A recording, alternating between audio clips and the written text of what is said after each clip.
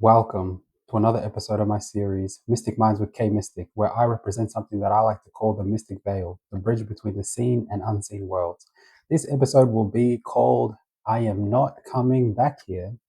So to explain I am not coming back here, right? Let's dive deep into this episode. I am not coming back here is a reaction that usually stems from spiritual awakening. It comes from the framework that the soul doesn't come into existence at birth, but actively chooses the lifetime, the parents, and the core challenges before incarnating. Difficult parts of your life weren't random, but it was kind of like a pre-curriculum plan by your soul for its own evolution. The Earth School concept is something that comes up in multiple spiritual systems and multiple esoteric beliefs. I'm not coming back usually means that the soul or the human being has seen that reality is an illusion, and they either keep on reincarnating here or they feel trapped here and they do not like it. And they say, well, I'm not coming back ever. Soul graduation isn't about age, intelligence, or how spiritual you sound. It's not about whether you don't like it, you do like it, you enjoy it, you hate it. It's about whether the lessons have been integrated in you or not. The astral isn't permanent either, right? The astral plane in the afterlife isn't permanent either. Souls usually go there for a bit. Some may stay in there for a couple of years, a few hundred years, a day, and come back, reincarnate, right? The illusion of Maya. So this is very important so people can see why this happens a lot, right? Maya is a Sanskrit concept from the Hindu and Vedic philosophy, meaning illusion, or that which is not. It refers to the veil that makes the physical world appear to be the only reality. So 90 or 95% of people cannot see an unseen world, feel an unseen world. The only world that's real to them is the physical reality. The part of the illusion that makes it seem extremely real, your five senses, is what people call Maya. It is not saying that the physical world doesn't exist. It's saying that we mistake it for the whole picture. It's like confusing the movie screen for the actual story.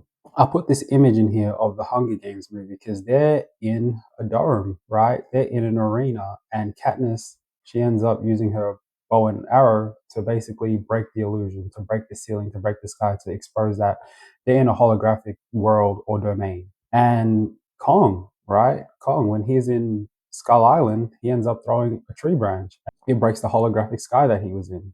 Maya operates by making temporary things feel permanent on your body, your identity, your possessions, your status, your relationships all feel like you, but none of them survive post death. The illusion doesn't feel like an illusion from inside it, which is precisely why it operates through your five senses.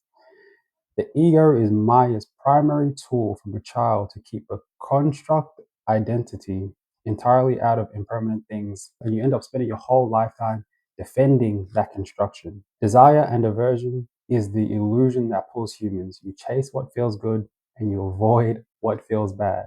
This is the whole thing that keeps people stuck here, reincarnating after they say, I'm not coming back here. Is the afterlife called the afterlife for a reason?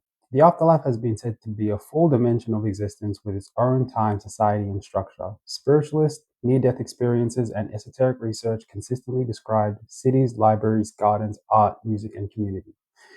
Your astral experience is heavily shaped by your consciousness at death. What you feared, love, and experience plays out there. So this is basically the concept of you are what you eat times 10 million, right? You know how they say you become what you eat, you become your thoughts. So this is exactly what it's like to said to be in the afterlife. You don't just die and become this spiritually evolved person or this ascended master. You are basically reflected, projected, and times 10 who you are into the afterlife. So the whole concept of saying I'm not coming back is kind of pointless if you don't choose to put the daily, monthly, weekly, yearly actions every single day to that goal. An astral subdimension is where most people go initially because it closely mirrors Earth, and that's because that's what the newly dead is comfortable with. The higher astral heavens require a certain level of consciousness to access.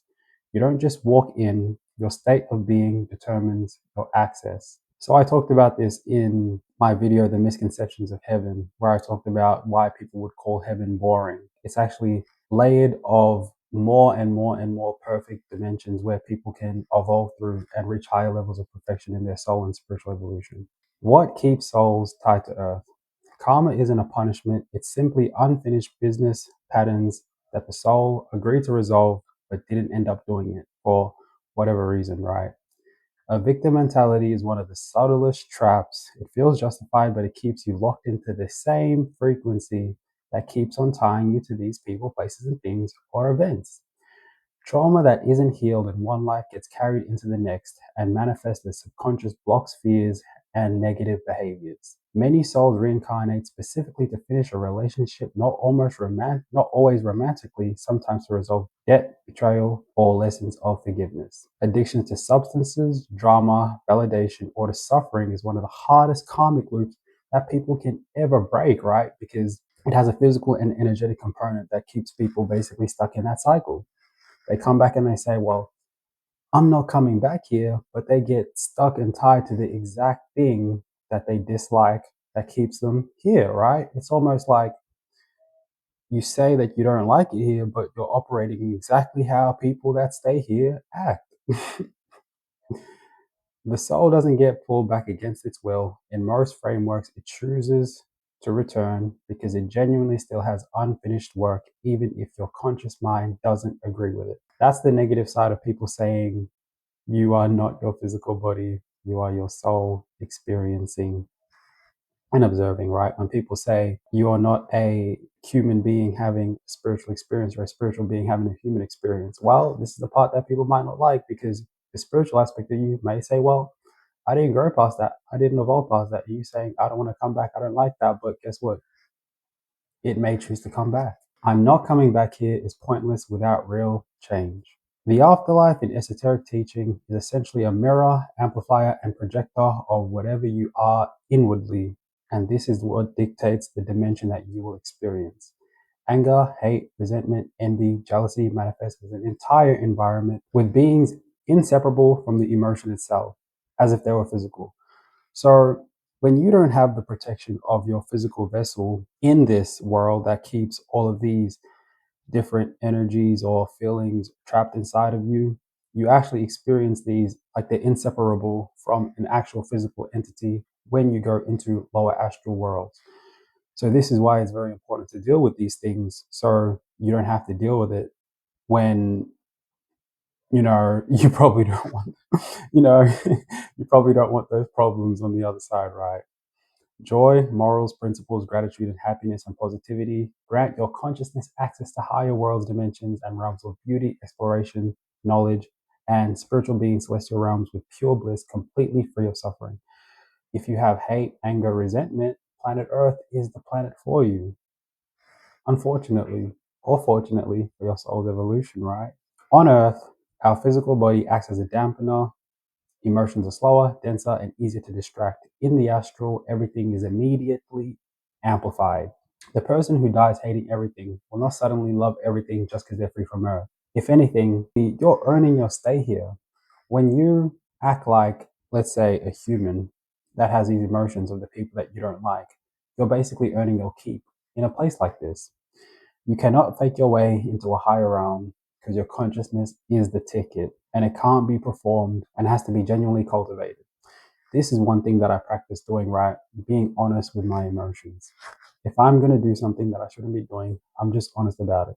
I don't try to create this mental gymnastic loop, right? I'm not going to eat those Monte Carlo biscuits because it was because the stars align and I'm able to have it today. No, I'm having it even though I know this goes against my system. If I have a system of working out 4 times a week, running 3 times a week, these Monte Carlo biscuits are actually going against my system. And the reason why I do it is to consciously practice being honest with myself.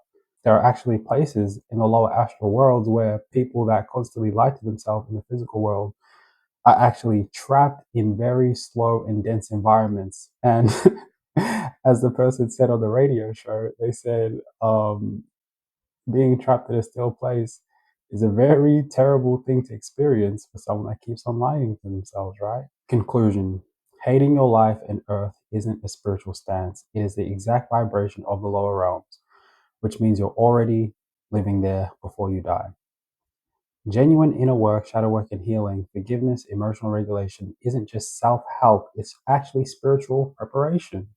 So you can have this goal of not coming back. The statement only has power if it's a commitment, not I'm not coming back as an escape fantasy. There's a saying, right? Don't be so spiritually high, you're no earthly good. And this saying basically means don't just be living a life waiting to die and not come back. Try to master things like your spirituality, your finances, your life, etc., your body, your health. So you don't have to have these internal feelings within your inner being that I didn't complete this and now I want to go back and I want to do it. Then you're going to be finding yourself in the same situation.